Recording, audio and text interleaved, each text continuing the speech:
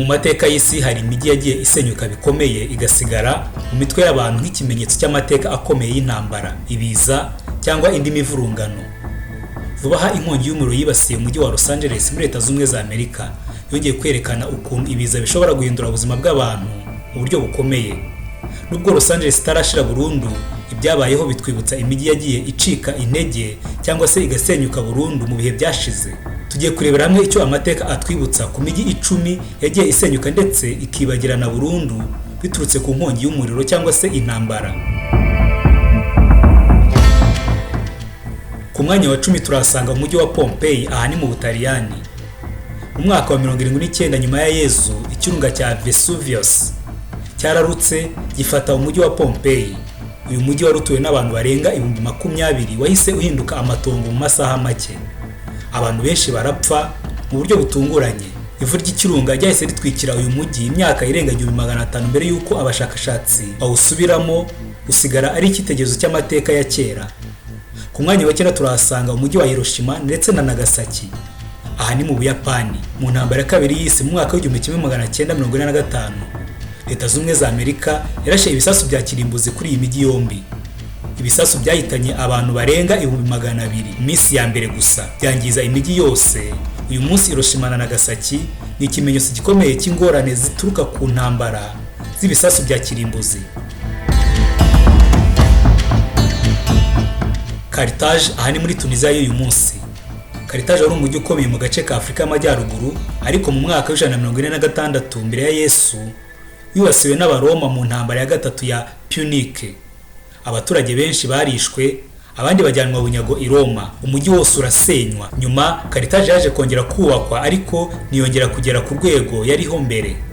Ku mwanya wa 7 turahabona umujyi wa Babylon aha ni muri Iraq y'uyu munsi. Babylon izwi cyane mu mateka ya Mesopotamia, wari umujyi ufite ubwiza n'ubukungu.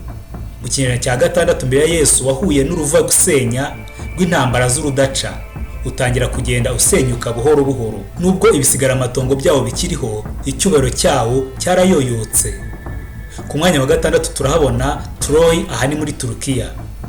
Umujyi wa Troy uzwi cyane mu nyandiko za Homer mu gitabo cye Iliadi, warwanyijwe mu ntambara izwi nka intambara ya Troy. Iyi ntambara y'imyaka 10 yarangiye umujyi usenywe. Nubwo habayeho gushaka kubaka bundi bushya, Troy yasigaye ari amateka gusa.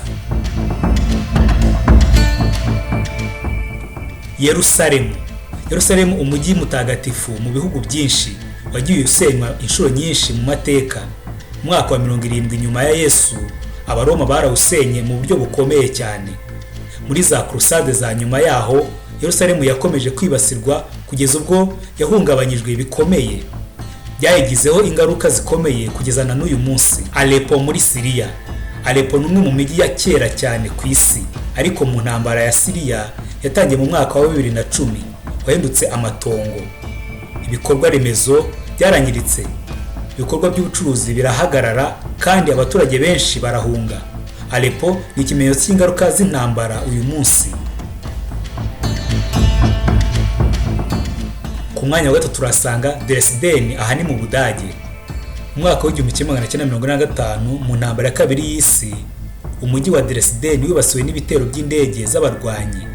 Ibitero byasize uyu mujyi usenyutse, abantu ibihumbi barapfa kandi amateka yawo arangirika. Dresden ubu yabaye ikimenyetso cy'ubukana bw'intambara zigezweho. Ku mwanya wa 2 turasanga Sodomu na Gomora. Nkuko bivuga muri Bibiliya, imijyi ya Sodomu na Gomora yarimbuwe n'umuriro n'amazuku kubera ububi bw'abaturage bayo. Nubwo amateka y'imijyi adashobora kwemezwa na siyansi, igihombo cyayo cyakomeje kuba icyigisho gikomeye kubizera hirya no hino ku isi. Ku mwanya wa 1 turasanga umujyi wa Atlantis. Atlantis ivugwa cyane mu nyandiko za Plato nk'umujyi watejwe imbere cyane ariko ukarohama mu mazi kubera ibiza.